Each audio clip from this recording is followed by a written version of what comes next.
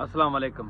असी बड़े गुनाहगार हाँ ते साडे मुसलमानां दे जेहड़े रियासत दे जेहड़े लीडर ने ना वो बगैरती दी नींदर सुते ने। फलस्तीन दे गजा दे उत्ते बड़ी सख्त बमबारी हो रही है, मासूम बच्चे मरदे ने पे।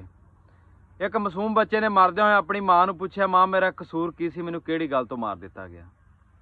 मैं ना साडे वास्ते डुब मरन दा मकाम है।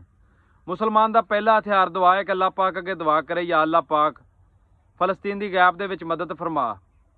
ये नजायज़ रियासत जिहड़ी ओहदे ते बमबारी करदी है पई। उंज ते यार कहण नूं आ कुत्तियां दे ते बिल्लियां दे ते जानवरां डंगरां दे भी हकूक दे बड़े अलमदार बने फिरदे ने, उन्हां दे हक च भी बड़ा बोलदे ने। मैं ना वो कित्थे गए ने जिहड़े इंसानियत वास्ते बोलदे सन, वो सौ गए ने। साढ़े 58 तो ज़्यादा मुसलमान मुल्क ने, सारे खामोश ने। अज तक असी अपने सियासतदानां हुक्मरानां कोलों यही सुनिया भी असी एक बटन नप्पना ते इसराइल गायब कर छड्डना। मेरे ख्याल च होर कोई बटन नहीं, वो टीवी दे रिमोट का बटन सी भी असी गायब कर दियां ते असी वेखां दे ने। तुहाडे सामने कोई गुनाह कर रहा ना ते तुसी खामोश जे ना, ते समझ लो तुसी भी उहदे विच बराबर दे शरीक जे।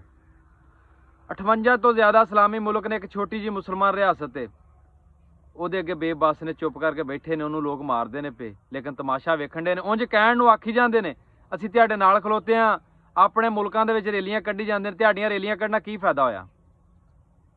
ਕੋਈ ਫਾਇਦਾ ਹੋਇਆ ਉਹਨਾਂ ਨੂੰ?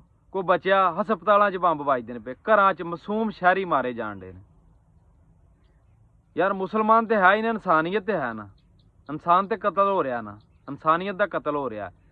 ਉਹ ਰਿਆਸਤ ਕਰਦੀ ਪਈ ਜਿਹੜੀ ਗੈਰ ਕਾਨੂੰਨੀ ਹੈ, जिदा वजूद ही कोई कानून दे विच, नजायज़ कब्जा करके बैठे हुए ने, लेकिन मासूम शहरियां नूं मारदे ने पे, कतल करते हैं। कोई बंदा नहीं बोलता। मैं ना अज तो तुसीं चुप जे ना, पर यह चुप बड़ी महंगी पैनी जे।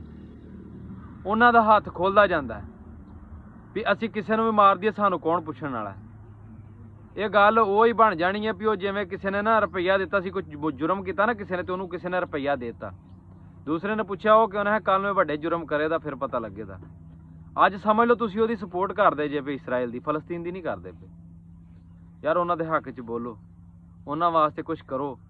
असीं बेबस हाँ, खुदा दी कसम, दिल खून दे आंसू हुंदा वे, पर असीं कर कुछ नहीं सकदे क्योंकि साडे लीडर नहीं कुछ करदे। साडे हत्थ बन्ने ने पिछे, असीं सिर्फ एक बोल ही सकने, वो भी एक कानून के दायरे च रह के, इस तो ज़्यादा असीं बोल भी नहीं सकते। बाकी मेरी दुआ है अल्लाह पाक फरिश्ते उतार के ही उन्हां दी मदद कर छड़े। साडे मुसलमान भरावां दे बड़ा जुल्म हो रहा उन्हां दे।